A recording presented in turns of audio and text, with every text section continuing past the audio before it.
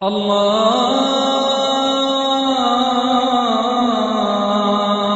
আকবার, আল্লাহু আকবার, আল্লাহু আকবার, আল্লাহু আকবার। পরের প্রশ্ন, আর এটাই আজকের অনুষ্ঠানের শেষ প্রশ্ন। রমজান মাসের শুরুতে নতুন চাঁদ দেখার ব্যাপারে কোনো মহিলার সাক্ষ্য কি গ্রহণ করা যেতে পারে?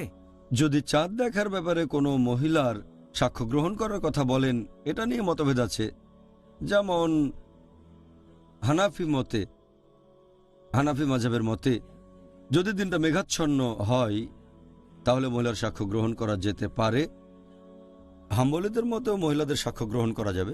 শাফি মাযহাবের একটা দলও এই ব্যাপারে একমত, তবে শাফিদের আরেক দল বলে মহিলার সাক্ষ্য গ্রহণ করা যাবে না। আর মালিকি সবাই বলে মহিলার সাক্ষ্য গ্রহণ করা যাবে না।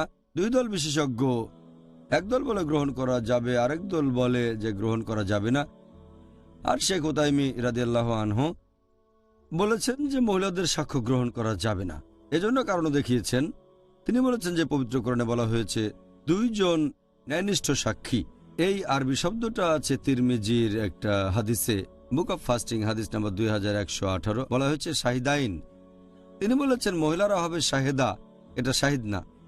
এই কথার ভিত্তিতে তিনি বলেছেন যে মহিলাদের সাক্ষ্য গ্রহণ করা যাবে না। আরেকটা দলের বিশেষজ্ঞ বলেন গ্রহণ করা যাবে। আর আরবি ভাষার ব্যাপারে যদি বলতে হয়, অনেক সময় পুরুষবাচক শব্দ দিয়ে মহিলাদেরকেও বোঝানো হয়। তাই অনেকে এরকম কথা বলেন, যেমন প্রথম দলের বিশেষজ্ঞ বলেন এখানে শব্দটার উপরে গুরুত্ব দেওয়া হয়েছে, বলা হয়েছে শাহিদাইন, তাই মহিলাদের সাক্ষ্য হবে না। আর যেসব বিশেষজ্ঞ বলেন যে মহিলার সাক্ষ্য গ্রহণ করা যাবে, তারা বলেন যদি কোনো মহিলাকে জিজ্ঞেস করি যে আমাদের কিবলা কোন দিকে, সেই মহিলা দিক দেখিয়ে দেবে, আমরাও মেনে চলব। নামাজের সময় নিয়েও জিজ্ঞেস করতে পারি।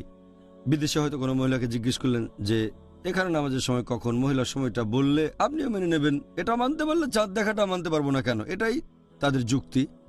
তারা আরো যুক্তি দেখায় যে অনেকগুলো হাদিসের বর্ণনা দিয়েছেন, কেবলমাত্র একজন, আমরাও সেটা মেনে চলি।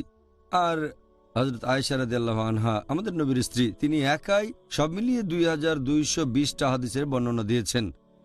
যখন শুধুমাত্র তার সাক্ষ্য গৃহীত হচ্ছে, এই যে চাঁদ দেখার হাদিসটা, এটাও বর্ণনা করেছেন আয়েশা রাদিয়াল্লাহু আনহা। যখন তার একার বর্ণনা মেনে নিচ্ছেন, তাহলে চাঁদ দেখার বেলায় সাক্ষ্যটা মানছেন না কেন? এই যুক্তিটা বেশ জোরালো।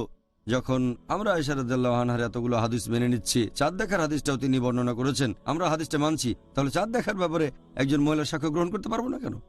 যে বিশেষজ্ঞগণ বলেছেন মহিলাদের সাক্ষ্য গ্রহণ করা যায়, তাদের মতটাই বেশি মানুষের কাছে গ্রহণযোগ্য, যদিও এটা নিয়ে বিশেষজ্ঞগণের মধ্যে মতভেদ আছে।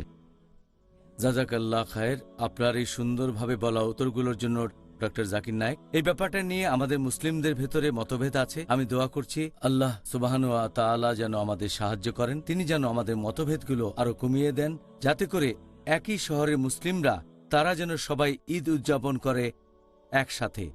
তাহলে আমরাও আর অমুসলিমদের কাছে হাসির পাত্র হব না, ইনশাআল্লাহ। জাযাকাল্লাহ খায়ের।